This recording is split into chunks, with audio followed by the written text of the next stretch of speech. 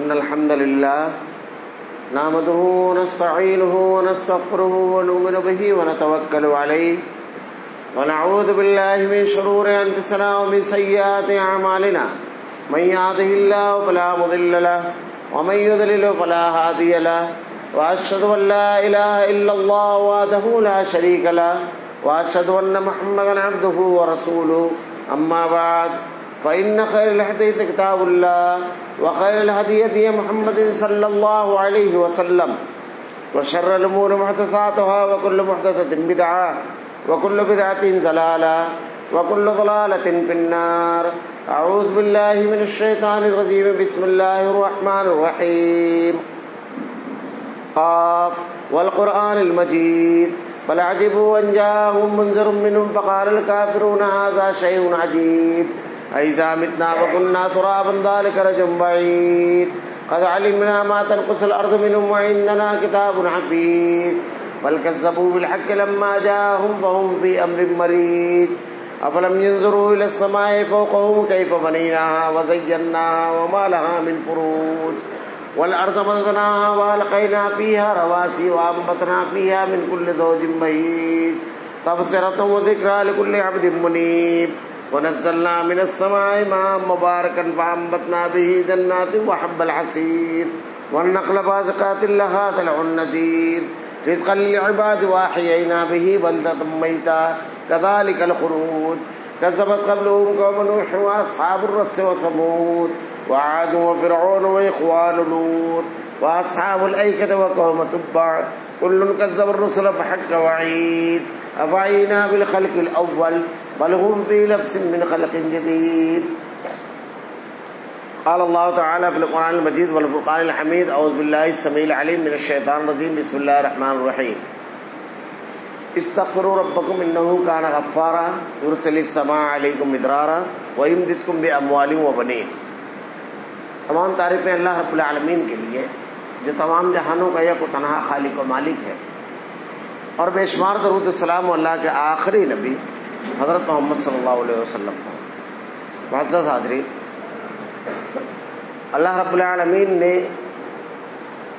اس دنیا کی زندگی کو گزارنے کے لیے جو ضابطہ، جو اصول ہمیں عطا کیے ہیں، اس میں اللہ رب العالمین کی دی ہوئی اس زندگی کی اور ہمارے جسم کی، ہماری فطرت، ہماری کمزوریوں اور ہماری حالات، ان تمام چیزوں کی مطابقت سے آپ کو قانون اور ضابطے ملیں گے۔ اللہ رب العالمین نے اس دنیا میں ہمیں بھیجا تو اول دن یہ ارشاد فرمایا، قُلْنَا اهْبِطُوا مِنْهَا جَمِيعًا فَإِمَّا يَأْتِيَنَّكُم مِّنِّي هُدًى فَمَن تَبِعَ هُدَايَ فَلَا خَوْفٌ عَلَيْهِمْ وَلَا هُمْ يَحْزَنُونَ، کہ اس دنیا کے اندر ہمارا ایک مدت تک کے رہنا ہے، اور ہمارے ساتھ ساتھ شیطان بھی ہے جو ہر وقت و ہر پل ہمیں گناہ کی طرف، اللہ کی نافرمانی کی طرف بلاتا رہے گا۔ اور اس نے جب اللہ نے اس سے ارشاد فرمایا کہ نکل جا میرے دربار سے، راندہ درگاہ ہو جا، تو اس نے یہ وعدہ کیا کہ میں ہر راستے پر بیٹھوں گا، دائیں بائیں آگے پیچھے، اور تیرے بندوں کو تیری نافرمانی اور تیری خلاف ورزی کرواتا رہوں گا۔ ہر وقت تو ہر انسان کے ساتھ شیطان لگا ہوا ہے، اور ہر وقت وہ اسے اپنی راستے کی طرف دعوت دیتا ہے۔ اللہ رب العالمین نے یہ تمام چیزیں نہ صرف بیان کر دی، بلکہ ہمارے ساتھ ہونے کے بعد اگر کوئی شخص غلطی سے، کبھی نفسانی خواہش ہو، کبھی کسی اور چیز کا غلبہ ہو، شیطان کا بہکاوا ہو، ایسی صورت میں اگر آدمی سے نافرمانی ہو جائے، سرزد ہو جائے، اس سے اللہ کی خلاف ورزی، اللہ کی تعلیمات کے خلاف کوئی عمل ہو جائے، تو اس وقت اسے کرنا کیا چاہیے، کون سی وہ صورت ہے، کیسے حالات ہو، آدمی کیا کرے تاکہ اس کا کفارہ ہو جائے۔ اللہ رب العالمین نے اس کو بھی بیان فرمایا کہ اگر آدمی سے گناہ ہو جائے، غلطی ہو جائے، تو کیا اب یہ ممکن نہیں کہ وہ اس غلطی سے اپنے آپ کو واپس اچھائی اور نیکی کی طرف لے آئے، اس سے توبہ اور استغفار کر لے اور اس غلطی سے صاف اور بالکل مصفہ ہو جائے۔ اللہ رب العالمین نے بہت بڑا کرم کیا بندوں پر کہ بندوں کی کمزوریاں، بندوں کے حالات، ان تمام چیزوں کی مطابقت سے اللہ رب العالمین نے توبہ رکھی۔ ایک آدمی سے اگر غلطی سرزد ہو جائے، اللہ کے نبی صلی اللہ علیہ وسلم نے ارشاد فرمایا کہ اگر آدمی غلطی کرتا ہے، گناہ کرتا ہے، اللہ کی نافرمانی اس سے ہوتی ہے، اور اس کے بعد وہ توبہ کرتا ہے، سچی توبہ کرتا ہے، توبہ کرنے کے بعد پھر اس سے غلطی ہوتی ہے، پھر وہ نافرمانی ہو جاتی ہے، پھر وہ توبہ کرتا ہے اور سچی توبہ کرتا ہے، آدمی جب جب یہ عمل کرتا رہے گا، اللہ رب العالمین اتنا رحیم ہے، اتنا کریم ہے کہ رب العالمین معاف کرتا رہے گا۔ اللہ رب العالمین نے اپنے بندوں سے بالکل واضح الفاظ میں ارشاد فرمایا ہے کہ اگر آدمی گناہ کرے، اس سے غلطی ہو جائے، اس سے نادانی ہو جائے، اس سے کوئی غلط کام ہو جائے، لا تقنطوا من رحمت اللہ، اللہ کی رحمت سے نا امید نہ ہو۔ اللہ کے نبی صلی اللہ علیہ وسلم نے ارشاد فرمایا کہ اللہ ارشاد فرماتا ہے، اے بنی آدم، اگر تو نے غلطی کی اور مجھ سے معافی طلب کی تو میں تجھے معاف کرتا رہوں گا، میں تجھے بخش دیتا رہوں گا۔ قرآن میں اللہ رب العالمین نے ارشاد فرماتا ہے، حضرت عبداللہ ابن عباس رضی اللہ تعالیٰ عنہ جو آیتیں تلاوت کرتے ہیں کہ یہ سب سے زیادہ امید والی آیتیں، اس میں سے یہ ہے، ایک تو یہ لا تقنطوا من رحمت اللہ، اللہ کی رحمت سے نا امید نہ ہو۔ رحمت سے نا امید ہونا یہ کہ آدمی اس وقت تک کہ اگر توبہ کرتا ہے جب تک کہ اس کے نرخرے میں موت نہ آ گئے، حتی اذا حضر احدهم الموت، اللہ رب العالمین ارشاد فرماتا ہے اس سے پہلے اگر وہ توبہ کر لیتا ہے تو اللہ رب العالمین بڑا رحیم و کریم ہے، معاف کرنے والا ہے، معاف فرما دیتا ہے۔ اللہ رب العالمین ہر قسم کے گناہ کو رب العالمین معاف فرما دیتا ہے، یہ کہ آدمی سچی توبہ کرے۔ اگر ہم پوری تاریخ اٹھا کر دیکھیں انسانی، تو اللہ تعالیٰ نے مختلف ادوار کی باتیں بیان فرمائی، صحابہ کرام کے بعد کے ادوار کے واقعات اگر اٹھا کر دیکھیں کہ توبہ کو اللہ رب العالمین نے کس طرح قبول کیا۔ حضرت نوح علیہ الصلوۃ والسلام کی قوم جس کو پوری کے پوری اللہ رب العالمین نے غرقاب کر دیا اہل ایمان کو چھوڑ کر کے، اللہ تعالیٰ ارشاد فرماتا ہے استغفروا ربکم انہ کان غفارا یرسل السماء علیکم مدرارا ویمددکم باموال وبنین. ان کے بارے میں کہا جا رہا ہے کہ اگر تم توبہ اور استغفار کرو گے، اللہ رب العالمین سے اپنے گناہوں کی معافی طلب کرو گے، تو نہ صرف یہ کہ اللہ رب العالمین معاف فرمائے گا بلکہ اللہ تعالیٰ نے انعامات کا اعلان کیا. یرسل السماء علیکم مدرارا کہ تم پر آسمان سے موسلادھار بارش ہوگی، وَيُمْدِدْكُمْ بِأَمْوَالٍ وَبَنِينَ اور اللہ رب العالمین مال اور اولاد کے ذریعے تمہاری مدد فرمائے گا. حقیقی انسان وہی ہے صحیح کہ غلطی کا اعتراف کر کے اللہ رب العالمین سے معافی طلب کرنے میں. اللہ تعالیٰ نے حضرت آدم علیہ الصلوۃ والسلام کے واقعے میں اسی کو بیان فرمایا کہ شیطان کا ایک بڑا حملہ یہ بھی ہوتا ہے کہ جرم اور گناہ کا احساس آدمی کے اندر ختم ہو جائے، آدمی اپنی غلطیوں کی توجیہ کرنے لگے اور اس کو صحیح ثابت کرنے کی کوشش کرنے لگے. اللہ رب العالمین نے حضرت آدم علیہ الصلوۃ والسلام کا واقعہ جو بیان فرمایا اس میں ارشاد فرمایا کہ جب اللہ تعالیٰ نے حکم دیا حضرت آدم کو سجدہ کرنے کا فرشتوں کو، تو سب نے سجدہ کیا سوائے ابلیس کے جو جنوں میں تھا، اس نے انکار کیا. اور انکار کرنے کے بعد، نافرمانی کرنے کے بعد جو اللہ نے سوال کیا قال ما منعک الا تسجد اذ امرتک، کس چیز نے میرا حکم ماننے سے تجھ کو روکا؟ تو بجائے نافرمانی کی وجہ سے شرمندہ ہونے کے کہ رب کے حکم کی میں نے نافرمانی کی، سارے فرشتوں نے مانا، سب نے سجدہ کر لیا. اس کا جواب دیتا ہے قال انا خیر من نار وخلقته من طین. اس کی دلیلیں فراہم کرنا، صحیح سمجھنا، اس کی توجیہ کرنا، یہ انتہائی خطرناک چیز ہے. اور اسی واقعے میں اگر دیکھیں کہ اللہ رب العالمین نے حضرت آدم اور حوا کو جب حکم دیا کہ اس درختوں کے قریب نہ جانا، ان سے غلطی ہوئی، شیطان کے بہکاوے میں آ کر کے وہ درختوں کا پھل کھا لیا. نتیجہ کیا ہوا؟ کپڑے اتر گئے. اللہ نے حکم دیا نکل جاؤ جنت سے. حضرت آدم علیہ الصلوۃ والسلام اور حوا، اما حوا، ان کے الفاظ کیا تھے؟ قال ربنا ظلمنا انفسنا وان لم تغفر لنا وترحمنا لنكونن من الخاسرین. شرمندگی، ندامت، فوراً اللہ سے دعا کی رب العالمین ہم نے اپنے آپ پر ظلم کیا، غلطی بھی، گناہ ہوا ہم سے. ربنا ظلمنا انفسنا، اپنے نفس پر ظلم کیا، وان لم تغفر لنا وترحمنا، اللہ ہم کو معاف فرما، ہماری مغفرت فرما، ہم پر رحم فرما رب العالمین، لنکونن من الخاسرین، ورنہ ہم بہت گھاٹے اور خسارے میں رہیں گے. امام سفیان ثوری رحمہ اللہ کہتے ہیں کہ ایسی نیکی جو آدمی کو گھمنڈ، استکبار آدمی کے اندر لائے، ایسا گناہ جو آدمی کے اندر استکبار لائے، ایسی نیکی معاف کیجیے گا. اور ایسا گناہ جو آدمی کے اندر تواضع اور اللہ رب العالمین کے سامنے گرانا، اب وہ لے کر کے آئے، معافی کا جذبہ لے کر آئے، اس نیکی سے بڑھ کر ہے. کیونکہ شیطان نے بہت نیکیاں کی لیکن اس کے اندر استکبار آیا. نتیجہ یہ ہوا کہ اس استکبار کی وجہ سے اس نے نافرمانی کی، تکبر کیا اور اللہ کے دربار سے نکالا گیا. حضرت آدم علیہ الصلوۃ والسلام سے نافرمانی ہوئی، غلطی ہوئی، لیکن آپ نے استغفار کیا، توبہ کیا اور اللہ رب العالمین نے معاف فرمایا، رب العالمین نے بخش دیا.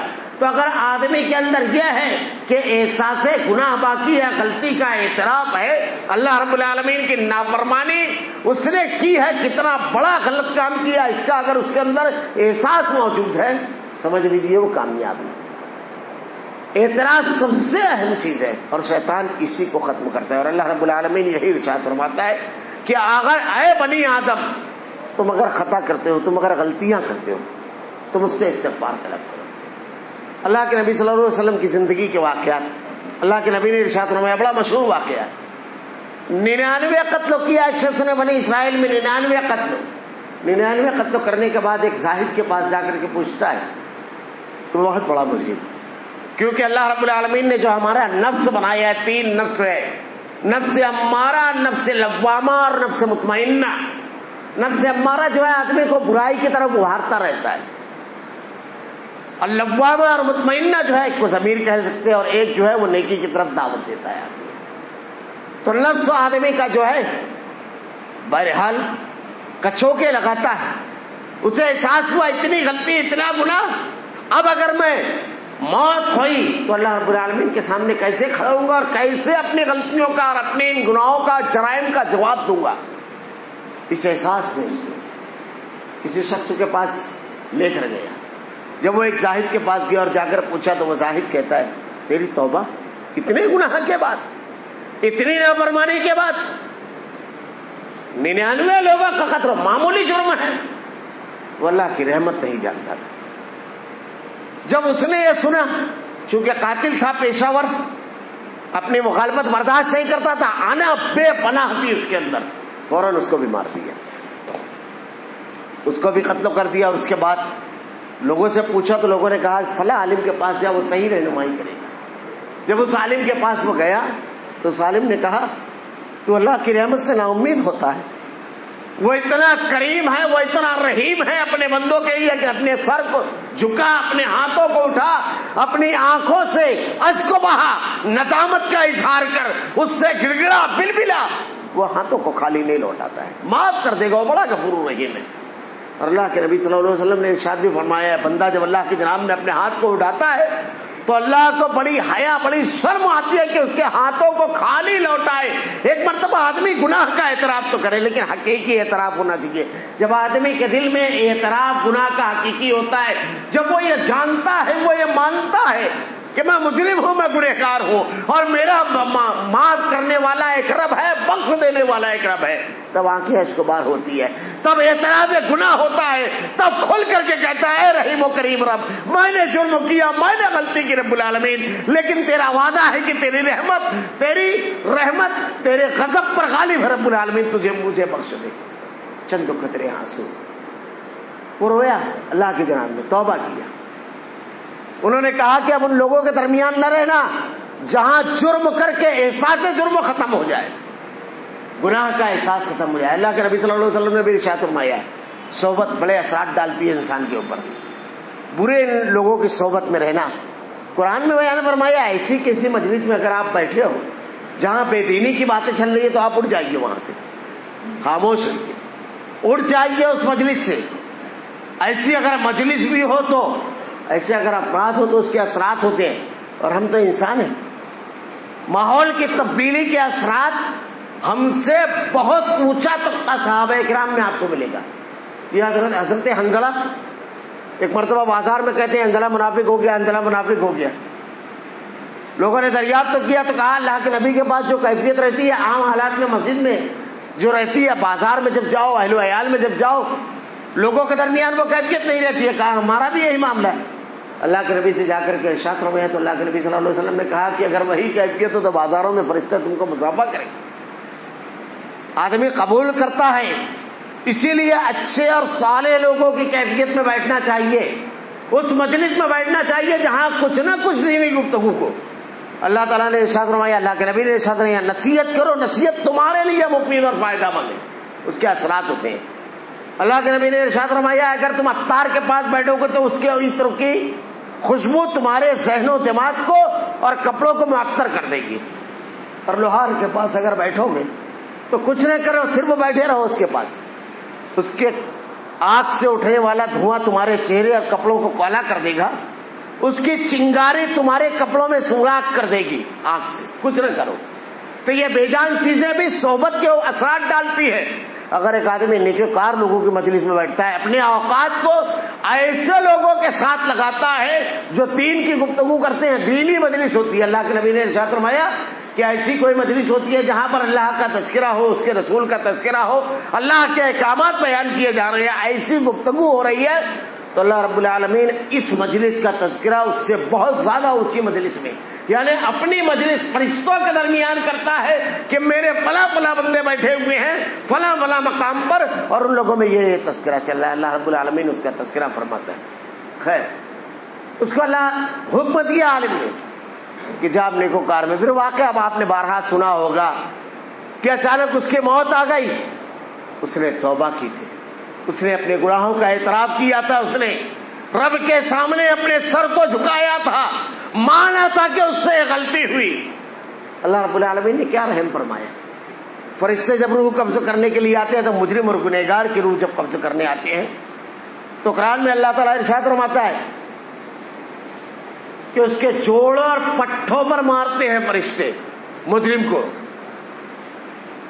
ولو ترائی دیکھیے الفاظ زبان پر نہیں آ رہے. اللہ نے ارشاد فرمایا کہ اس کے جوڑوں اور پٹھوں پر مارتے ہیں. ولو ترائی تو الذین کفروا الملائکہ یضربون وجوہہم وادبارہم ذوقوا عذاب الحریق, اور فرشتے اس کو کہتے ہیں چل عذاب حریق کا مزہ چل. اور جب نیک آدمی کی روح قبض کرنے آتے ہیں تو یا ایتھا النفس المطمئنہ ارجعی الی ربک راضیۃ مرضیہ ارشاد فرماتے ہیں. فرشتے جب آئے تو فرشتوں میں آپس میں ہوا کہ یہ نیک تھا.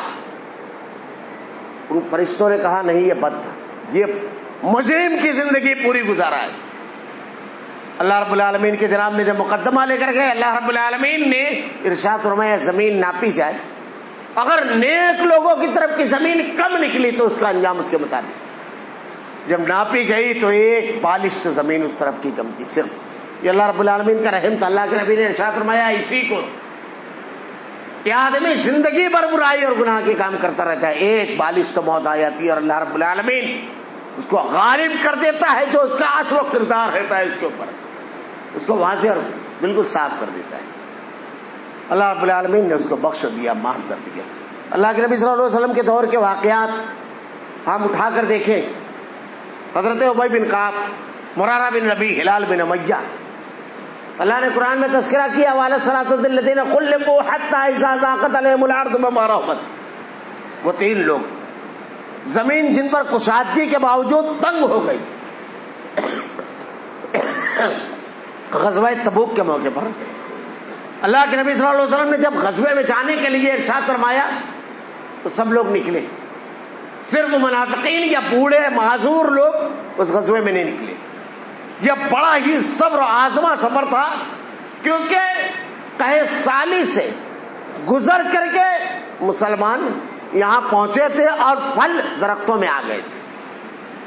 بڑی آزمائش تھی اور سفر اتنا طویل تھا اور اتنا مشکل تھا کہ عموماً اللہ کے نبی صلی اللہ علیہ وسلم جب غزوے پر نکلتے تو اگر آپ کو جانا ہوتا شمال میں تو آپ جنوب کا اشارہ دیتے, آپ کو مشرق کی طرف جانا ہوتا تو اشارہ ایسا لگتا ہے کہ مغرب کی طرف جانا ہے, تاکہ دشمن کو بے خبری میں ڈالے ہوئے قتال کو آپ قطعی ناپسند کرتے تھے, قتال کی کم سے کم نوبت آئے. یہ اللہ کے نبی صلی اللہ علیہ وسلم کی جنگی حکمت عملی تھی. اللہ کے نبی صلی اللہ علیہ وسلم نے لیکن تبوک کے موقع پر بالکل واضح طور پر بیان فرمایا کہ ہم کو تبوک جانا ہے, بالکل واضح, کیونکہ بڑا مشکل سفر تھا. اس میں حضرت ابی بن کعب, مرارہ بن ربیع, ہلال بن امیہ, بہت سارے لوگ نہیں گئے. جب اللہ کے نبی صلی اللہ علیہ وسلم تبوک سے لوٹے, یہ تبوک ہی کا واقعہ ہے کہ حضرت ابو ذر غفاری رضی اللہ تعالیٰ عنہ کی جو سواری تھی وہ بالکل چل نہیں رہی, تو آپ نے اس سواری کو چھوڑ دیا اور پیدل آپ نکلے. ایک مقام پر اللہ کے نبی صلی اللہ علیہ وسلم رکے ہوئے تھے, آپ نے دور سے دھول اٹھتی ہوئی دیکھی, تمام لوگوں نے دیکھی. اللہ کے نبی صلی اللہ علیہ وسلم نے ارشاد فرمایا, دھول تھوڑی سی چھٹی. حضرت ابو ذر غفاری رضی اللہ تعالیٰ عنہ تھے, آپ نے ارشاد فرمایا کہ یہ دنیا میں آیا اکیلا اور یہ دنیا سے جائے گا بھی اکیلا. ارے ابو ذر, اگر تم تین رہنا تو تم کسی کے امیر نہ ہونا. حضرت ابو ذر غفاری رضی اللہ تعالیٰ عنہ کی وفات اسی طرح ہوئی ہے کہ آپ ایک مسئلے کی وجہ سے, یعنی بالکل الگ موقف تھا آپ کا, تو حضرت عثمان رضی اللہ تعالیٰ عنہ کے دور میں آپ کو شہر سے باہر ایک مقام پر بھیج دیا گیا تھا, اور صحابہ کرام میں یہ تنہا صحابی ملتے ہیں جن کی غالباً صرف ایک بیوی ہے, اور وہ بھی بالکل کالی, اتنی بدصورت تھی کہ کوئی اس سے نکاح نہیں کرتا تھا. حضرت ابو ذر غفاری رضی اللہ تعالیٰ عنہ نے کہا میں سنت بھی ادا کروں گا اور اس کو بھی یہ حق ہے کہ یہ ساری چیزیں اس کو حاصل ہو, اس لیے اس کو اس کا حق ملے, یہ بھی کروں گا. ابو ذر غفاری رضی اللہ تعالیٰ عنہ, ان کا معاملہ یہ تھا جو مال رہتا تھا ایک روز کا رکھ کر پورا صدقہ کر دیتے. جب ان کی وفات ہوئی تو آپ نے ارشاد فرمایا کہ اللہ کے نبی نے ارشاد فرمایا تھا ابھی اللہ کے رسول کے کچھ ساتھی یہاں سے گزریں گے اور جن لوگوں کے درمیان کہا تھا میں نہیں جانتا شاید کوئی زندہ ہو، سب گزر چکے، مجھے نہلا کر کے میرے لاشے کو راستے میں رکھ دینا اور کھانا تیار کرو، اتنے اتنے لوگوں کی جماعت آئے گی، 40 لوگوں کی۔ اپنی اہلیہ سے کہا، واقعہ ذرا لمبا ہے، کھانا تیار کر کے انہوں نے رکھ دیا، آپ کی وفات ہوئی، نہلا دھلا کر آپ کو رکھ دیا۔ حضرت عبداللہ بن مسعود رضی اللہ تعالیٰ عنہ حج کے لیے آ رہے تھے، آپ نے راستے میں ایک لاش دیکھی اور ایک خاتون کو دیکھی جو پردہ کر کے بیٹھی ہوئی ہے، پوچھا تو کہا رک جاؤ، اپنے بھائی کی تدفین کر کے جاؤ۔ عبداللہ بن مسعود رضی اللہ تعالیٰ عنہ کو جب پورا واقعہ بتایا تو آپ کی آنکھیں اشکبار ہو گئی، کہا اللہ کے رسول نے بالکل سچ بیان فرمایا تھا، یہ تو وہی ہمارے بھائی حضرت ابو ذر غفاری رضی اللہ تعالیٰ عنہ۔ آپ نے جنازے کی نماز پڑھی، نماز پڑھنے کے بعد تدفین کی کہ اللہ کے نبی نے کہا تھا تو آیا اکیلا تھا اور جائے گا بالکل اکیلا۔ اس کے بعد جب نکلنے لگے تو انہوں نے سواری پکڑ لی اور کہا سنو تمہارے بھائی نے وصیت کی کہ کھانا کھائے بغیر نہ جانا۔ آنکھیں اشکبار ہو گئی۔ تو اس سفر میں، یہ اسی سفر کا واقعہ حضرت ابو ذر غفاری رضی اللہ تعالیٰ عنہ کا، اسی سفر میں جب اللہ کے نبی صلی اللہ علیہ وسلم تبوک پہنچے تو آپ نے مختلف لوگوں کے بارے میں دریافت کیا، پوچھا ابی بن کعب بن مالک کے بارے میں بھی پوچھا آپ نے، کعب کہاں ہے؟ کسی نے کہا کعب کو تو سواری مال کی زیادتی نے روک لیا ہے۔ دیکھیے اپنے بھائی کی غیر موجودگی میں اس پر منفی تبصرہ کرنا ایک چیز ہوتی ہے۔ ایک صحابی حضرت معاذ بن جبل کہتے ہیں کہ اللہ کے نبی کعب کے بارے میں ہم نے ہمیشہ اسے خیر پر پایا، اچھائی پر حریص پایا، نیکی پر بڑھتا ہوا پایا۔ اللہ کے رسول کوئی وجہ رہی ہوگی۔ اللہ کے نبی، اللہ کے رسول غزوے سے واپس آئے مدینہ جب واپس آئے تو ہر آدمی جو غزوے میں شریک نہیں تھا اپنے عذر کو پیش کیا۔ منافقین نے باتیں بھی بنائی، اللہ کے نبی صلی اللہ علیہ وسلم نے لوگوں کے لیے اللہ سے دعا کی۔ کعب بن مالک رضی اللہ تعالیٰ عنہ کہتے ہیں اگر میں چاہتا تو زبان اتنی جانتا تھا، ایسا انداز تھا میرے پاس، اپنے محفوظ ضمیر کو اتنی خوبی سے رکھنے کی صلاحیت تھی کہ اپنی بات منوا لیتا، ایسے عذر و تراشتا کہ بہرحال قابل قبول ہوتے، لیکن میں نے کچھ نہیں، سچائی کو قبول کیا، بالکل سچ سچ اللہ کے نبی سے کہا کہ اللہ کے رسول کچھ نہیں، بس صرف تساؤلی اور غفلت کی وجہ سے یہ ہوا۔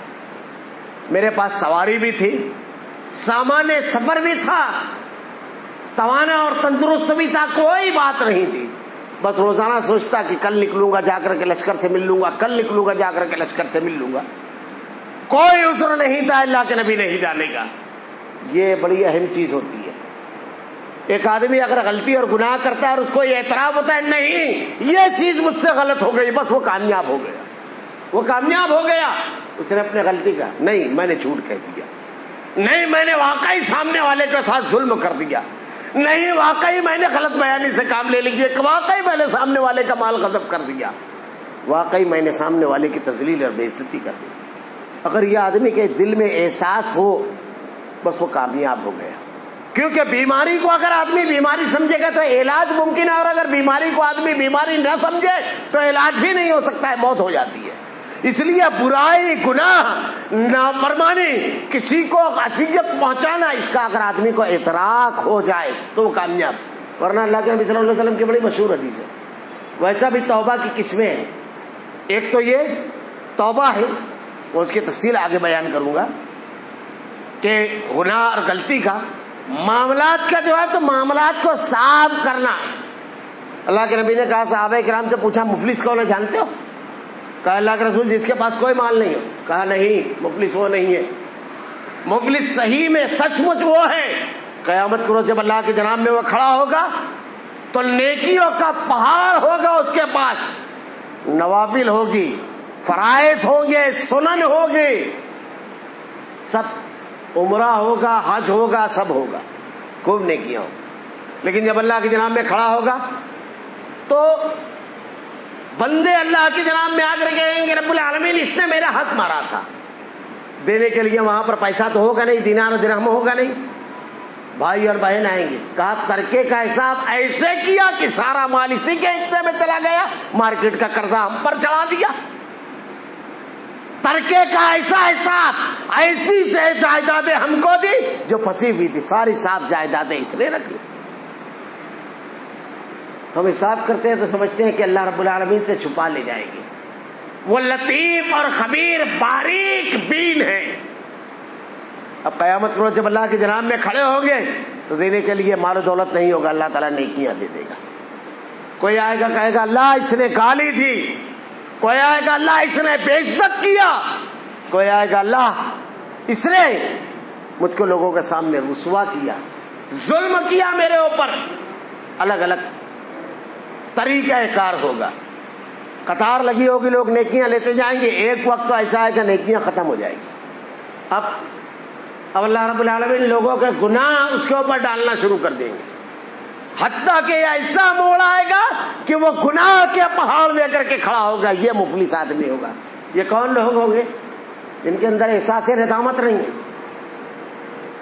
ایک رشوت خور شخص کے بارے میں زندہ واقعہ، بالکل رشوت خور آدمی مسجد میں اذان سے پہلے داخل، سنت نوافل سب کا اہتمام، اور نماز کے پڑھ کے باہر مسجد کے پائچری پر سے رشوت کا کام شروع.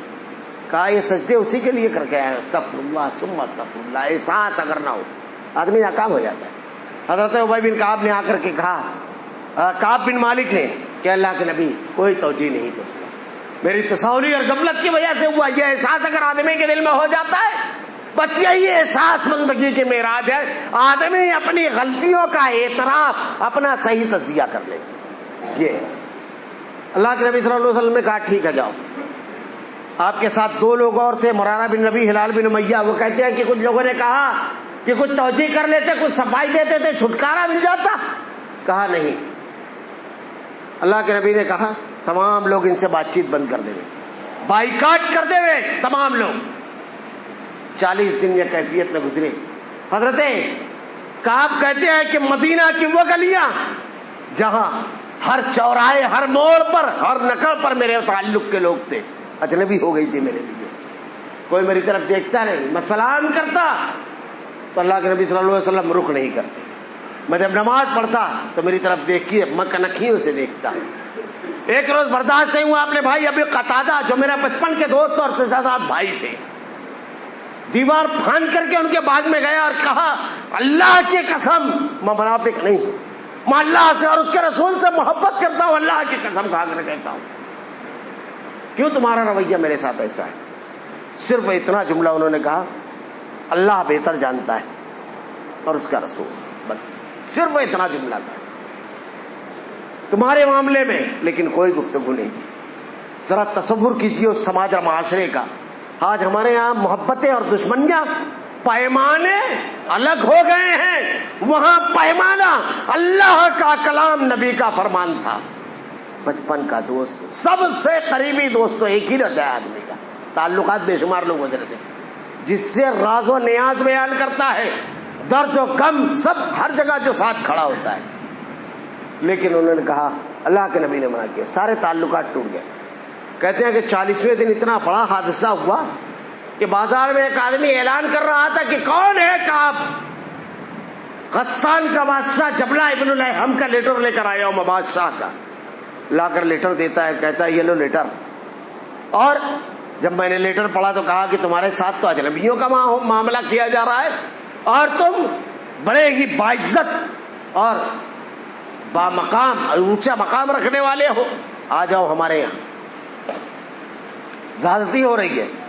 رونے لگے، آگ میں ڈال دیا اس خط کو.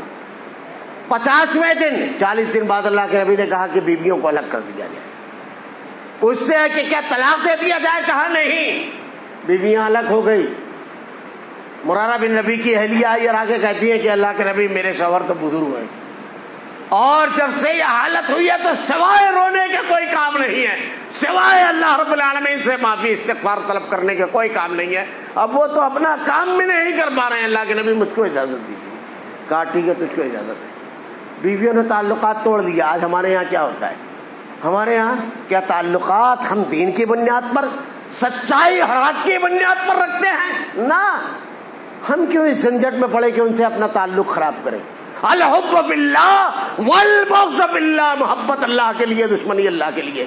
اللہ کے نبی نے ارشاد فرمایا اگر گناہ اور برائی دیکھو زبان سے روکو، ہاتھ سے روکو، اگر یہ نہیں ہے تو دل میں برا جانو. اور دل میں برا جاننے کا مطلب یہ ہے نفرت کا اظہار ہونا چاہیے. اگر کوئی چیز بری لگتی ہے تو چہرے پہ مسکان نہیں ہوتی ہے بلکہ بگڑا ہوا ہوتا ہے، سامنے والے کو اس کا احساس ہوتا ہے. یہ معمولی چیزیں نہیں ہیں. وہاں یہ معاملہ تھا، یہ دینداری تھی، اور یہی دین ہے. اسلامی معاشرے کے اندر وہ شخص ہو لوگوں کا محبوب اور لوگوں کا پسندیدہ ہوتا ہے جو اللہ کے دین پر سب سے زیادہ عمل کرنے والا، جو اللہ کے دین کو ٹھوکر مارنے والا ہو، اللہ کے دین سے کھلواڑ کرنے والا ہو، اللہ کے دین کو بالائے طاق رکھ دینے والا ہو. معاف کیجیے گا، ہماری الگ الگ ٹائپ کی محبتیں ہیں. کہیں رشتہ ہمارا آ جاتا ہے، کہیں ہمارا سیاسی بیس آ جاتا ہے، کہیں ہماری گلی محلے کا معاملہ، کہیں بچپن کے تعلقات آ جاتے ہیں. ہر چیز کو ہم سب قربان کر دیا جا سکتا ہے، شریعت نہیں قربان کی جا سکتی، اللہ کی رضا اور خوشنودی نہیں. خیر 50ویں دن کہتے ہیں میں فجر کی نماز پڑھ کر کے بیٹھا ہوا تھا، اللہ رب العالمین نے لوگوں کی توبہ قبول کی. ایک آواز لگانے والے نے پہاڑی سے آواز لگائی کہ کاف تیری توبہ کو قبول کر لیا گیا. اور کچھ لوگوں نے دوڑے، لیکن سوار سے پہلے آواز پہنچی. آپ کے پاس ایک کھلا تھا جو پہنے ہوئے تھے، آپ نے فوراً اس کو، جس نے یہ خبر پہنچائی تھی خوشخبری، خوشی میں فوراً اس کو دے دیا. ابو لبابہ کا واقعہ بڑا مشہور ہے. یہ صحابہ کرام کے واقعات، غلطیاں ہوئی، یہ غلطیوں کی نوعیت دیکھیے کیسی ہے.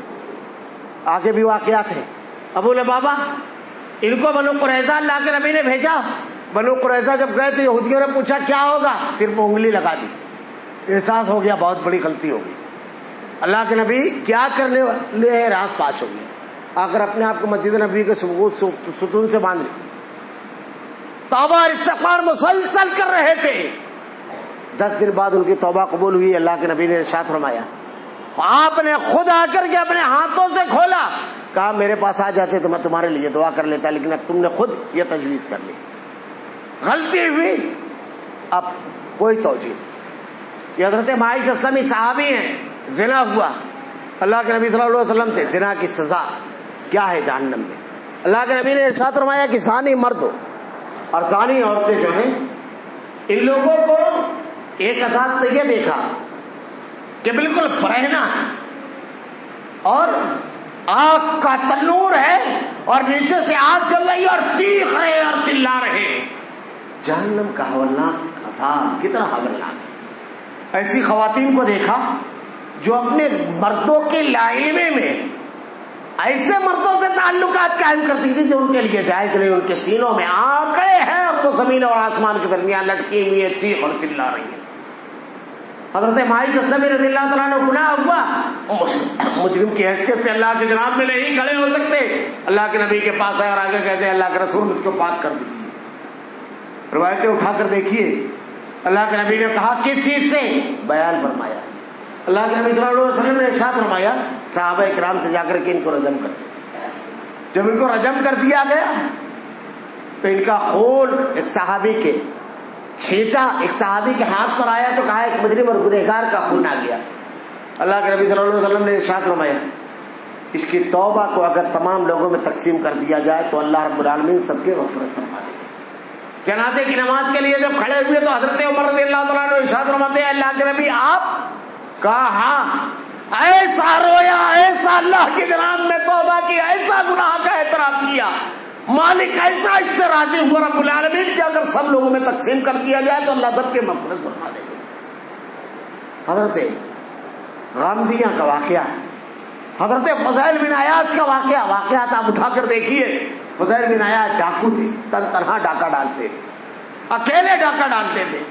ایک مرتبہ گزر رہے ہیں اور بڑے جلی ڈاکو تھے تو ایک آدمی، واقعہ مختلف انداز میں لوگوں نے لکھا ہے کہ ڈاکہ ڈالنے کے لیے قافلے کے پاس سے گزرے تو قافلے والے کہنے لگے کہ اس علاقے سے نہ گزرو، فوراً اس کو پار چیک کر جاؤ، یہ فضائل کا علاقہ ہے. تو وہ بڑے شرمندہ ہوئے اور یہ کہ وہیں سے چلے تو ایک مقام پر پہنچے تو انتہائی ڈوب کر کے کوئی شخص اللہ کے کلام کی آیت تلاوت کر رہا تھا. الم یعن للذین آمنوا ان تخشع قلوبهم لذکر اللہ، کیا اہل ایمان پر ابھی وہ وقت نہیں آیا کہ اللہ کی خشیت سے، اللہ کے خوف سے ان کے دل جھک جائے اللہ کے سامنے، رونے لگے، کہتے ہیں کہ اللہ مجھ پر یہ وقت آ گیا ہے. اس کے بعد گئے مسجد اور سرکار اتنا رو کر کے ایسی توبہ کی، ایسا اللہ سے معافی طلب کی کہ رب العالمین اب ہرگز ہرگز گناہ نہیں کروں گا، اللہ معاف کر دے، رب العالمین تیرا وعدہ ہے تو معاف کرنے والا ہے. تاریخ پڑھیے. اس کے بعد فضیل بن عیاض کی زندگی بدل گئی. فضیل بن عیاض انتہائی زبردست مشہور محدث ہے. فضیل بن عیاض، اللہ رب العالمین نے ان کو توبہ کی توفیق دی. توبہ کیا ہے؟ گناہ کا اعتراف. توبہ کی الگ الگ ہی ہے. پہلی چیز تو یہ ہے کہ اگر ہماری غلطی ایسی ہے کہ ہم نے لوگوں سے معاملات میں غلطی کی ہے، کسی کا لین دین، کسی کا حق مارا ہے، تو اس کا حق ہم کو دینا ہے. اس کے بعد معافی مانگنی ہے اس سے. کسی کے پر ظلم کیا ہے تو اس سے پہلے معافی طلب کرنا ہے، پھر اللہ سے معافی مانگنا ہے. اس سے معاملات کو صاف کرنا ہے. یہ نہیں کہ آدمی لوگوں سے معاملات صاف کر رہا ہے تو اور استغفار کر رہا ہے. یہ نہیں. اگر اللہ رب العالمین کی نافرمانی والے اعمال، یعنی حقوق العباد کے علاوہ حقوق اللہ میں اور گناہ اور معاصی، زنا ہوا، قتل ہوا، اگر ہم سے دوسرے ایسے جرائم اور گناہ ہوئے جس سے اللہ رب العالمین نے منع فرمایا ہے، تو یہ یقین کہ اللہ رب العالمین اب انشاءاللہ اللہ مجھ کو اس کی ہدایت دے رب العالمین کہ کبھی یہ گناہ نہ کروں. اللہ کے سامنے آدمی اپنے گناہوں کا تنہائی میں اعتراف کرے. ایک چیز اور، بعض لوگوں کی ایک غلطی ہوتی ہے کہ اگر ان سے کوئی گناہ یا غلطی ہو جاتی ہے تو مجلس میں بیٹھتے ہیں، تو مجلس میں جب گفتگو کا رنگ بدلتا ہے تو ترنگ میں آ کر یہ بھی بیان کرتے ہیں کہ میں فلاں فلاں ٹائم میں ایسا اور ویسا. اللہ کے واسطے کبھی یہ نہ کیجیے. اپنے گناہ پر لوگوں کو گواہ نہ بنائیے. یہ رمضان محشر اللہ رب العالمین کی جناب میں گواہی رہی ہے کہ اللہ اس نے میرے سامنے احترام کیا تھا. اگر گناہ ہو گیا ہے اس رب کے سامنے احترام کیجیے، آنسو بہائیے، اس سے معافی طلب کیجیے. اس نے اپنے عظمت و جلال اور بڑائی کی قسم کھا کر کے ارشاد فرمایا ہے ہرگز ہرگز اپنے ہمارے ہاتھوں کو خالی نہیں لوٹائے گا. اس سے گناہ کا اعتراف کیجیے، توبہ کیجیے. اللہ کے نبی صلی اللہ علیہ وسلم نے ارشاد فرمایا بار بار آدمی کو توبہ کرنا چاہیے. کبیرہ گناہ معاملات والے اس کی صفائی، صغائر یہ عبادتوں سے معاف ہوتے ہیں، لیکن توبہ اور استغفار، اللہ کے نبی صلی اللہ علیہ وسلم 100 مرتبہ استغفار کیا کرتے تھے. عام حالات میں بھی اگر ہم استغفار کی عادت بنائیں، توبہ کی عادت بنائیں، ہم نہیں جانتے کب کتنے بڑا جملہ ہماری زبان سے نکل جاتا ہے. اللہ کے نبی نے زبان کو پکڑ کر کے کہا ایک جملہ آدمی زبان سے نکالتا ہے اور جہنم کے اتنا گہرائیوں میں چلا جاتا ہے. بنی اسرائیل کا واقعہ بڑا مشہور ہے. 2 لوگ ساتھ میں رہتے تھے، ایک نیک تھا اور ایک سے کبھی کبھی غلطی بھی ہو جاتی. تو اس سے ایک آدمی یہ ساتھی کہتا ہے تو کبھی جنت میں نہیں جائے گا. یہ کون ہوتے ہیں ہم بولنے والے؟ جنت و جہنم اس کی، وہ جسے چاہے عطا کرے. اللہ کے نبی اپنی بیٹی فاطمہ سے کہتے ہیں جو کچھ مانگنا ہے مانگ لے، کوئی کام نہ آ سکوں گا. اللہ نے دونوں کو موت دی، اور اس کو جس نے دعویٰ کیا تھا بڑا نیکوکار بنتا تھا، لوگوں کے عمل تولتا تھا، اسے جہنم میں ڈال دیا اور اسے جنت میں اللہ کا اختیار. تو ہم نہیں جانتے، کبھی کبھی زبان سے ایسے الفاظ نکل جاتے ہیں جس کی نزاکت ہم کو نہیں معلوم، تو خوب توبہ کرنا چاہیے. اللہ کے نبی 100 مرتبہ استغفار کیا کرتے تھے، 100 مرتبہ. ہمارے حالات کو بدلے گا استغفار. ہماری طبیعت کو بیمار ہے، اللہ شفا دے گا استغفار کی وجہ سے. اگر معاشی حالات خراب ہیں، اللہ استغفار کی کثرت کی وجہ سے، توبہ کی کثرت کی وجہ سے معاشی حالات کو بدل دے گا. اگر ہماری زندگی تنگ ہے، ہمارے دشمنوں کی کثرت ہے، اطمینان قلب کے ساتھ زندگی دے گا اور ان سے حفاظت فرمائے گا استغفار کی وجہ سے. اللہ کے نبی صلی اللہ علیہ وسلم کو اللہ نے معاف کر دیا تھا، لیکن 100 بار استغفار کیا کرتے تھے. استغفار کیا ہے؟ آخری بات کہتا بھی میں اکثر کہا بھی ہوں، نماز پڑھ رہے ہیں، آدمی یہ سمجھتا ہے کہ گناہ کے بعد صرف توبہ اور استغفار. نہ، نماز پڑھی ہم نے، سلام پھیرا، کیا حکم ہے؟ سلام پھیر کر ہم کیا کہتے ہیں؟ اللہ اکبر. اس کے بعد استغفر اللہ استغفر اللہ استغفر اللہ. کبھی ہم نے تدبر کیا کہ نماز کے بعد ہم کیے گناہ کے بعد استغفار کرتے ہیں، یہ نماز کے بعد کیوں؟ سلف نے بڑی پیاری تشریح لکھی ہے اس کی. اس لیے کہ اللہ تعالیٰ نے کہا 2 رکعت نماز پڑھو، 4 رکعت نماز جتنی بھی فرض ہوتی، نماز کیسی پڑھنا ہے؟ اللہ کے نبی نے کہا کہ تم اللہ کو دیکھ رہے ہو، اگر اس کا احساس نہیں ہے تو اللہ تم کو دیکھ رہا ہے، خشوع و خضوع کے ساتھ نماز پڑھنا ہے، اللہ کی تعدیل ارکان کے ساتھ اس کے سب احکامات بیان فرما دیے۔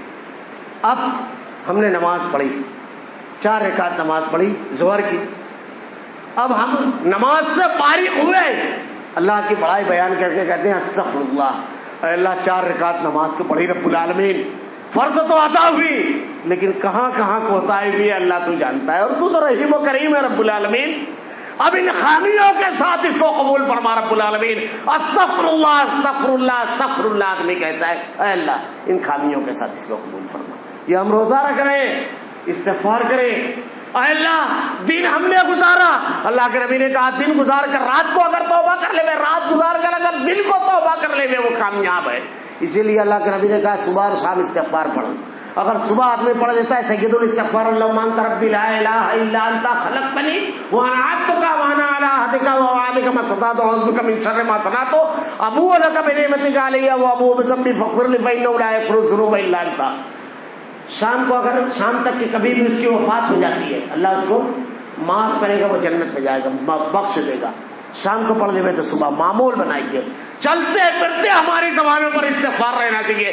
یہ استغفار ڈھال ہے، یہ استغفار رکاوٹ ہے شیطانی حملوں اور گناہ سے، یہ استغفار اللہ رب العالمین کے رحم و کرم کی دعوت ہے، یہ استغفار بندگی کے شعور کو بیدار کرنے والا ہے، یہ استغفار گناہوں سے روکنے کے جذبے اور احساس کو بڑھاوا دینے والا ہے، یہ استغفار نیکیوں کی طرف اقدام اور قدم بڑھانے والے جذبوں کو پروان چڑھانے والا ہے۔ استغفار کیا ہے؟ اللہ رب العالمین پہ کیسا یقین کامل ہونا چاہیے؟ آخری بات کہہ کر کے بات ختم کروں گا۔ بہت مشہور واقعہ حجاج بن یوسف کا، ہم سے یہ رمضان المبارک کا مہینہ اللہ کے نبی نے ارشاد فرمایا میں اس لیے یہ ضروری ہے، یہ عنوان اللہ کے نبی نے کہا یہ مہینہ پائے اور نجات نہ حاصل کر لے۔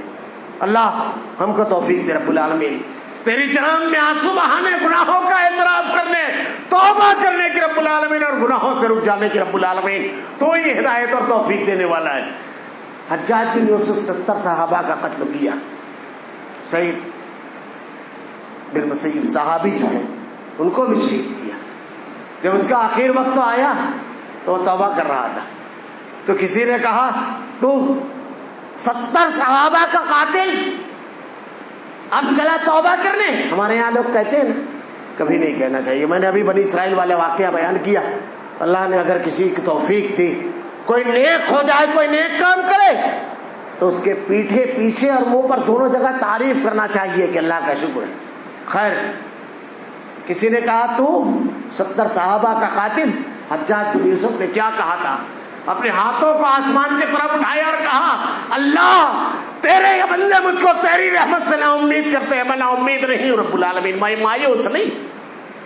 حسن بصری کو جب یہ کہا گیا تو کہا اب حجاج پر کوئی تبصرہ نہ کرنا، مایوس نہ ہو، وہ بڑا رحیم ہے، گناہوں میں ڈوبی ہوئی زندگی کے تمام گناہوں کو پیش کر دیجیے، معافی مانگیے، اللہ رب العالمین معاف کرنے والا ہے۔ ہم اللہ سے دعا کرتے ہیں کہ رب العالمین ہم تیرے بڑے گنہگار بندے ہیں رب العالمین، رب العالمین تنہائیوں میں بھی گناہ ہوا، مجلسوں میں بھی گناہ ہوا رب العالمین، رب العالمین نافرمانی ہوئی رب العالمین، نفس کی لالچ اور مختلف اسباب کی بنیاد پر رب العالمین تیرے احکامات کے خلاف ورزی ہوئی، اے اللہ ہمیں بخش دے رب العالمین، الہ العالمین ہمارے گناہوں کو بخش دے رب العالمین، اللہ ہم اپنے گناہوں کا اعتراف کرتے ہیں رب العالمین، لیکن تیرے رحم و کرم کی امید ہے رب العالمین، تو رحیم ہے، تو کریم ہے، اللہ تو ہمیں معاف فرما رب العالمین، الہ العالمین اس مہینے میں ایسی توبہ کی توفیق دے رب العالمین، ایسی توبہ کی توفیق دے سارے گناہوں کو دھو دے میں رب العالمین، آئندہ گناہ سے ہماری حفاظت فرما، ہم بڑے کمزور بندے ہیں رب العالمین، الہ العالمین اللہ اپنی رحمت میں ہمیں ڈھانپ لے رب العالمین، نیک اعمال کرنے کی توفیق دے رب العالمین، الہ العالمین ہمارا خاتمہ ایمان پر فرما، ربنا لا تزغ قلوبنا بعد إذ هديتنا وهب لنا من لدنك رحمة إنك أنت الوهاب، بارك الله لنا ولكم في القرآن المجيد ونفعنا وإياكم بالآيات والذكر الحكيم، إنه تعالى جواد كريم ملك رؤوف رحيم۔ الحمد لله نحمده ونستعينه ونستغفره ونؤمن به ونتوكل عليه ونعوذ بالله من شرور أنفسنا ومن سيئات أعمالنا من يهده الله فلا مضل له ومن يضلل فلا هادي له وأشهد أن لا إله إلا الله وحده لا شريك له وأشهد أن محمدا عبده ورسوله أما بعد أعوذ بالله من الشيطان الرجيم بسم الله الرحمن الرحيم إن الله يأمر بالعدل والإحسان وإيتاء ذي القربى وينهى عن الفحشاء والمنكر والبغي يعظكم لعلكم تذكرون واذكروا الله يذكركم وادعوه يستجب لكم ولذكر الله تعالى على جل وأتم وهم أكبر.